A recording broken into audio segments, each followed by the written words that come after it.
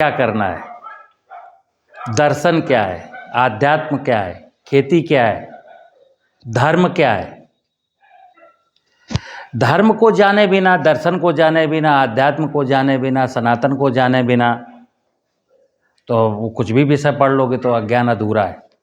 तो बेसिक चीज़ क्या है, आप जब कभी किसी अच्छे काम में, शुभ काम में, किसी धार्मिक अनुष्ठान में जाते हो, कहीं कथा प्रारंभ हो रही है, पूजा प्रारंभ हो रही है, कोई प्रवचन हो रहा है, तो उसमें एक लोग कहते हैं शुरुआत में भी जो व्यास गद्दी पर बैठा है, जो पूजा कराने आए, वो बोलो बोलो सत्य सनातन धर्म की, ऐसे बुलवाता है ना। अब देखिए आप, वहाँ बोला जाता है बोलो सत्य सनातन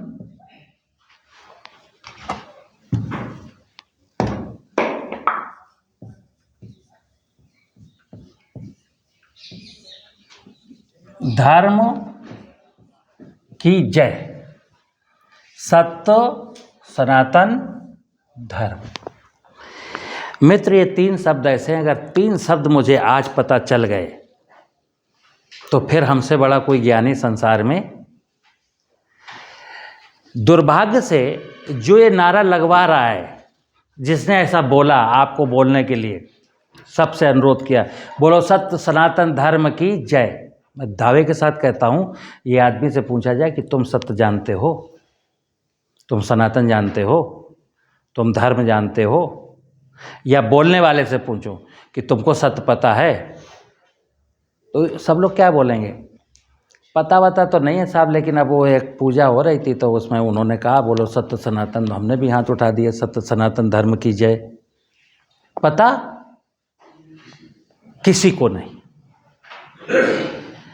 क्योंकि इसको जो बताने वाले हैं उन्होंने इस विषय को इतना कॉम्प्लिकेटेड कर रखा है कि गोल गोल घूम के फिर वहीं आ जाते हैं। सत्य पता नहीं चलता, गोल गोल घूमते रहिए, सत्य पता नहीं चलेगा।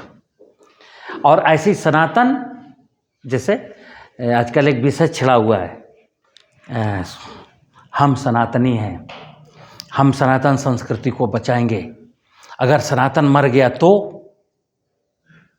ये भी आज कचरा ज्ञान है। सनातन मर गया तो सनातन कैसे मर जाएगा, पागल हो क्या? सनातन नहीं मरेगा, धर्म नहीं मरेगा, और न सत्य मरेगा। हाँ, तुम जरूर मर जाओगे।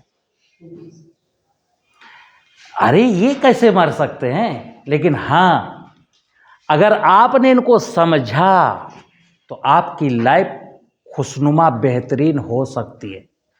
इनका कुछ नहीं होने वाला। सत्य तो सत्य रहेगा, सनातन तो सनातन रहेगा, धर्म तो धर्म रहेगा ही रहेगा, हम रहें या। क्योंकि समझना, मेरे मनुष्य की उत्पत्ति के पहले भी सत्य था, मनुष्य की उत्पत्ति के पहले भी सनातन था, मनुष्य की उत्पत्ति के पहले भी धर्म था। तो जब हम नहीं थे तब भी ये सत्य सनातन धर्म था। अब चूंकि मनुष्य दुनिया की सबसे, भूमंडल की सबसे खूबसूरत रचना है, तो बस परमात्मा ने आपसे अपेक्षा की है कि इसको जानोगे, अगर इन तीन शब्दों को जानोगे, इनको जीवन में उतारोगे, तो आपको मैं वचन देता हूं, आपके जीवन में कभी कोई दुख तकलीफ नहीं आएगा। ठीक है ना? तो देखिए सत्य क्या है, सिंपल सी कहानी है। सत्य की जब बात होती है तो एक ईश्वर है जिसको हम परमात्मा कहते हैं, जिसको हम अल्लाह कहते हैं, जिसको हम गॉड कहते हैं, जिसको हम ऊर्जा कहते हैं, जिसको हम सोल कहते हैं, जिसको हम एनर्जी कहते हैं।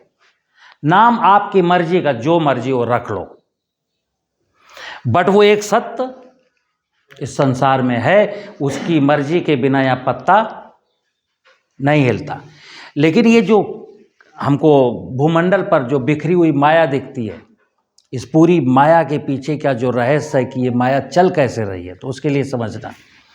तो ये ईश्वर तो निराकार है, अजन्मा है, जन्म एवं मृत्यु के बंधनों से मुक्त है, भाषाओं के बंधन से मुक्त है, जाति मजहब लिंग भेद गरीब ऊंच नीच हर उससे ये फ्री है। ये किसी वाद विवाद में नहीं पड़ता, ये निराकार है। इसने ये व्यवस्था चलाने के लिए क्या किया? भूमि, गगन, वायु, अग्नि और नीर। देखिए आप, भूमि, गगन, वायु, अग्नि, नीर, ये 5 जड़ जगत की इकाइयां हैं। जड़ जगत का रचयिता परमात्मा ही है। इतना सत्य है केवल।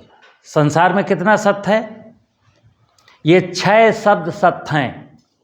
परमात्मा सत्य है, धरती सत्य है, पानी सत्य है, हवा सत्य है, आकाश सत्य है और सूरज सत्य है। बकाया यहाँ कुछ भी सत्य, हम सत्य नहीं है, क्योंकि हम तो आने जाने वाले हैं। पानी आने जाने वाला नहीं है, धरती आने जाने वाला नहीं है। जो था है और अनादिकाल तक रहेगा वो सत्य है। ठीक है ना? तो देखिए, ये है सत्य। अब सनातन क्या है? धरती, पानी, हवा, आकाश, अग्नि, कहते छित जल पावक गगन समीरा पंच तत्व मिल बना।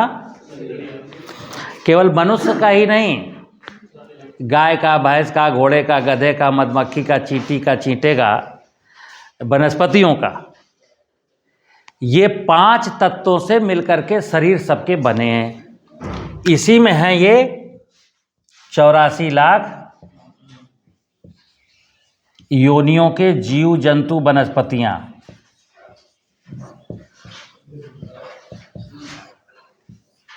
ठीक है ना? आपको पता है कि आपके आने के पहले, यानी मनुष्य के अवतरण के पूर्व, ये व्यवस्था थी 84 लाख योनियों की। तो ये जो हमसे आने के पहले जो था, ये सनातन है। कहते ना, सनातन काल से है। पेड़, पशु, पक्षी, जलचर, थलचर, नभचर, हमारे आने के पहले जो था वो सनातन है। ठीक है ना? समझना, वेदों की रचना के पूर्व, कुरान, बाइबिल, रामायण, गीता के पूर्व, जब वेद नहीं थे तो भी परमात्मा था। धरती, पानी, हवा, आकाश, अग्नि था। जब मनुष्य नहीं था तब भी चींटी, चींटा, हाथी, घोड़ा, मछली, पक्षी, वनस्पतियां थीं। हमारे आने के पहले जो था वो सनातन। ठीक है ना?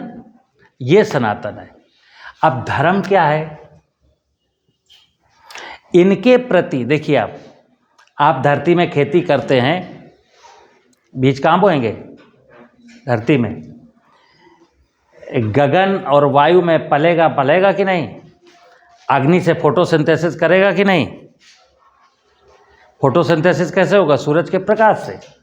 पानी से सिंचेगा कि नहीं?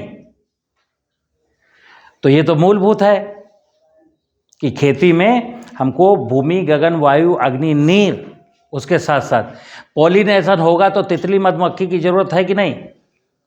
धरती को फर्टाइल बनाए रखने के लिए केंचुआ की जरूरत है कि नहीं? फसल में कीड़े ना लगे इसके लिए चिड़िया की जरूरत है कि नहीं? तो धर्म ये कहता है कि बेटा, तुम सत्य को जानो, सनातन को जानो, और सत्य सनातन को निरंतरता, सत्य सनातन जो तुमको देता है, उसके प्रति आपके क्या कर्तव्य है, मतलब इस सनातन के प्रति और सत्य के प्रति आपके जो कर्तव्य हैं, हम इनके लिए क्या करें, ये हमारा धर्म है।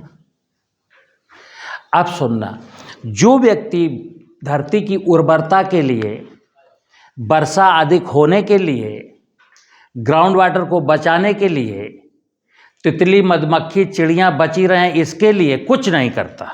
और वो क्या करता है? कैलेंडर में शिव की पूजा करता है, अगरबत्ती जलाता है। क्या मतलब है? ये धर्म है? तो ये जल चढ़ाना, अगरबत्ती जलाना, किसी कैलेंडर के सामने दीपक जलाना, ये प्रतीक कर्म है। कौन से कर्म? प्रतीक कर्म है। ये छोटा सा प्रतीक कर्म करने के बाद आपको ये ज्ञान प्राप्त होना है कि मुझे रियलिटी का वर्क कौन करना है, मेरी लाइफ का रियल वर्क क्या है। तो रियलिटी तो ये है, जैसे आप अपने पिताजी की आरती उतारो, खाना ना दो, पिताजी का आशीर्वाद मिल जाएगा? है? आप बोलो, मिल जाएगा? और आप पिताजी के बारे में क्या कहें? पिताजी जिंदाबाद, पिताजी जिंदाबाद। पिताजी क्या कहेंगे? मेरा पुत्र सलामत रहे, आशीर्वाद। ऐसा कुछ कहेंगे क्या?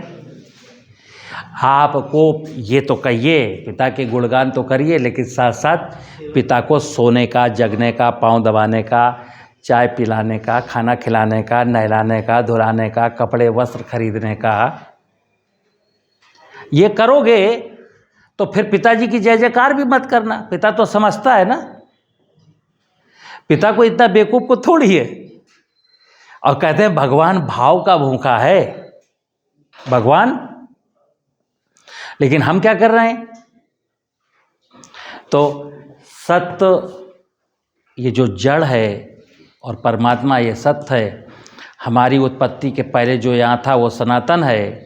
और जब हम आए तो हमें इनके साथ क्या करना? चूँकि समझना, आपको कोई कहे रामदेव बाबा कि ये दवा शहद के साथ चाटना, तो आपको पता है शहद कहाँ से आता है?